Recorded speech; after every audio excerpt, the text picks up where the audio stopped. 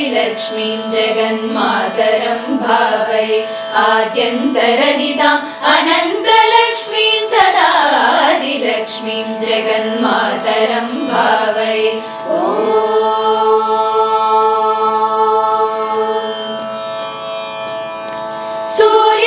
सूर्यचन्द्रादितेजो मण्डलान्तराम् आर्यां सुभक्तां तरङ्गां तरां शिवाम्